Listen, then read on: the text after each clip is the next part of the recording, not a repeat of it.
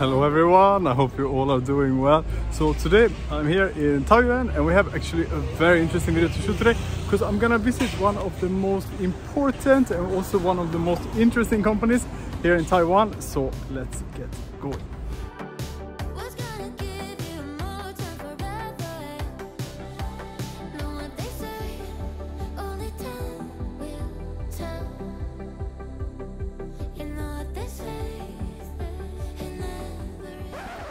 Before we start today's video, I wanted to introduce a very simple concept for you guys, and that is AC and DC. So DC means direct current, and it's the kind of electricity that you need when you, for example, want to charge the batteries in your cell phone. But in the power grid, for example, we have AC or alternate current. The power outlet in your home is also going to have AC. Sometimes you want to change from AC to DC and then you need a converter. And one example of a converter is very simple cell phone charger that converts from AC to DC and also make sure that you have the right voltage for your cell phone. So why are we visiting Delta Electronics today? Well, Delta Electronics is one of the key companies in Taiwan, both when it comes to integrating more renewable energy and also for introducing more electric vehicles. They also celebrate their 50th anniversary this year and has joined RE100 to target 100% renewable electricity and carbon neutrality by 2030. I want to talk a little bit about electric vehicles in Taiwan and especially charging electric vehicles, and that is why I am inside of this electric vehicle. As many people know, the electric vehicles is actually more sustainable and it's better than traditional vehicles because you can use renewable energy, and I wanted to introduce a little bit of the different ways of charging an electric vehicle. The most maybe common that you will have at home is an AC charger. It can look something like this.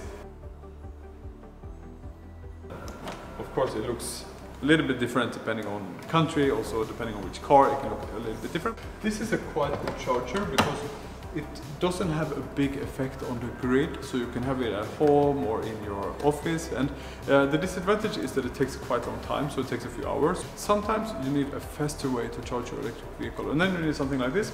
So this is a DC charger, and we got two DC chargers here, and this is actually a super fast DC charger. So this only takes 10 minutes, you go to the restroom, you go and grab a coffee, and when you come back, your vehicle is almost fully charged already. So this is a really interesting one. There's actually another way also to charge your electric vehicle, and it's this one over here. I'll show you guys.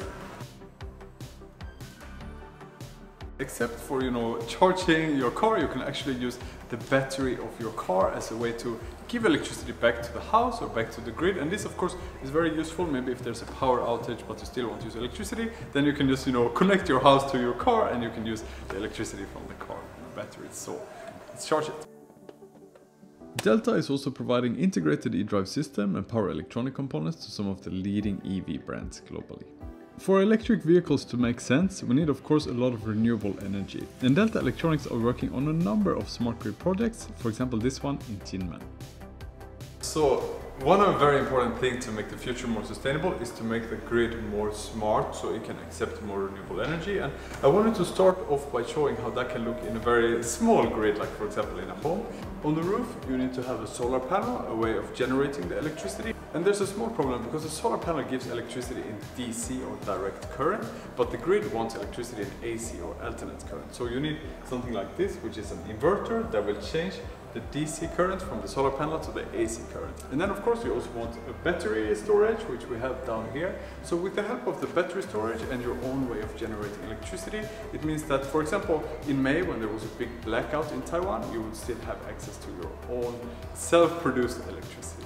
If you need a bit bigger energy storage system, for example, if you are a factory, it will look something like this, and this is a 220 kilowatt hours of energy storage system produced also by Delta Electronics.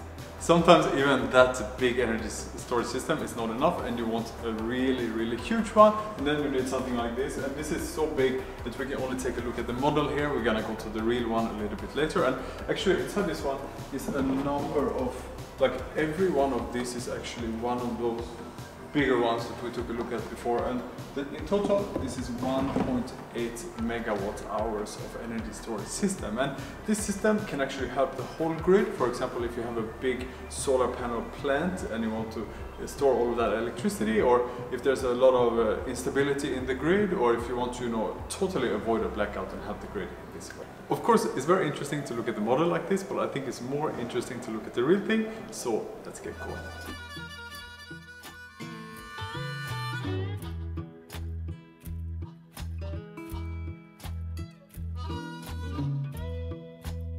Okay, so now we are in Delta's factory here in Pyeongchang, and it's really great. I got a hard hat on, I feel I'm back in my old career as an engineer again. And here they have actually manufactured and installed a really big battery by themselves, and it's this 3.6 megawatt hour energy storage system. And when you have this kind of really big energy storage system, you can not only introduce more renewable electricity into the grid, you can even help with the stability of the grid. Because, for example, in May, there was a very big blackout that hit a big part of Taiwan. But if you have a lot of energy storage system, then you can actually push back electricity into the grid, and you can avoid this kind of problems. Do you remember that the electricity in the grid is AC?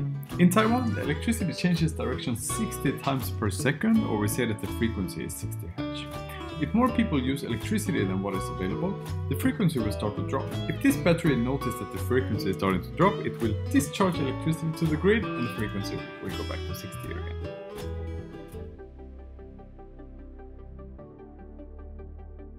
Okay, so in today's video we learn a lot about electric vehicle charging, also about energy storage system and renewable energy. So I was very happy that Delta Electronics invited me to make today's video, and if you want to know more about Delta Electronics, I will put also some information down in the description. Thank you so much for watching today. See you all next time. Bye bye.